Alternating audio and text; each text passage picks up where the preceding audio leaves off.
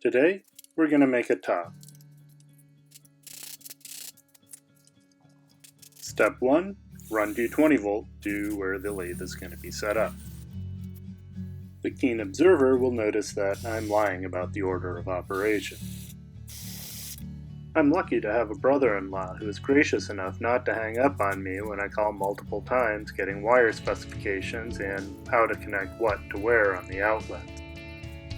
And he also came over to help set up the sub-panel for the shop. Thanks, Rich!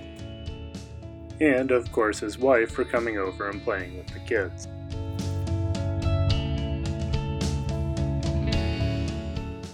It would probably be a good idea to cover this outlet at some point, since this is where all the shavings will land. Step 2. Assemble the lathe. Okay, so this video is really about picking up a new lathe. I did a similar video last year when we got the Grizzly, and everyone knows jokes get funnier the more times you tell them. Granted, this joke is going to get incredibly expensive next year. This is a Jet 1642 EVS-2.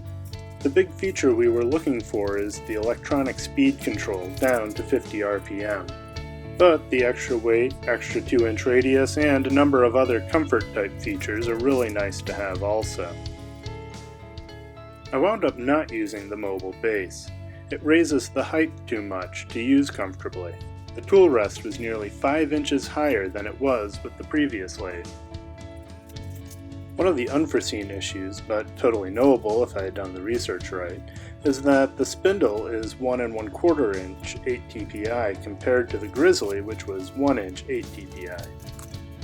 So our previous chucks and faceplates do not fit. We did get an adapter, but this did come with the Nova chuck, which is of much higher quality than the previous, so we'll just have to accessorize with this one. Barbie for wood turning, I guess. And it did come with a 6-inch faceplate, but we picked up another 2.5-inch one also.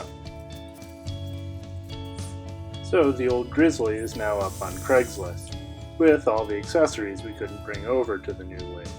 If there is a link in the description below, it is still available, if you're in the West Michigan area and in the market for a decent lathe. Elizabeth is really excited about this new lathe. She's already been rough turning a number of bowls and trying out a couple accelerated drying methods. And we're all lined up for a class later this summer for our 15-year anniversary.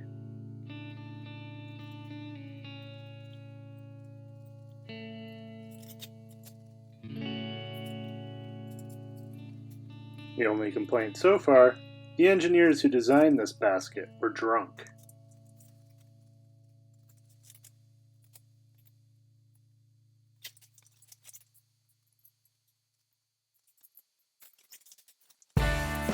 Step number 3, make top.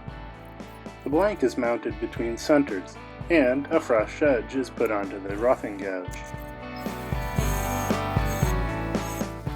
The speed is cranked up, and the blank is turned round.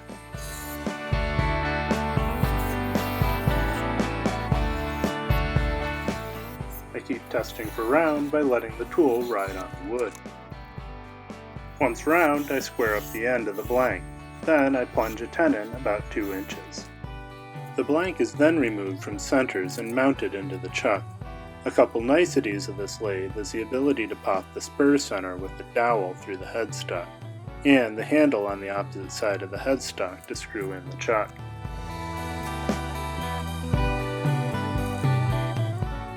And another pass or two with the roughing gouge to make sure it's centered up nice. With the bowl gouge, I plunge a couple times to start shaping the bottom of the top. Well, that just sounded awkward. I start removing material on the handle side of the top, but I don't go all the way down. Otherwise, the gouge will chatter as I do light passes because the handle will flex. The tailstock is removed, and a couple light passes will remove the nub and create a point. The angle of the bowl gouge makes it tough to ride the bevel past a certain point on the handle. Then I do a bit of sanding, more on the handle since the cut was not supported.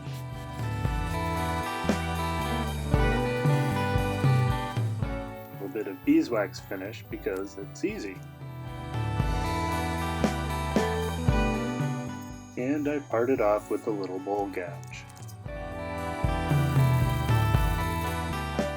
And this little sucker will spin for about 2 minutes, which I won't keep you around for. God bless. Oh yeah, go see Martin Saban Smith for how to really make a top.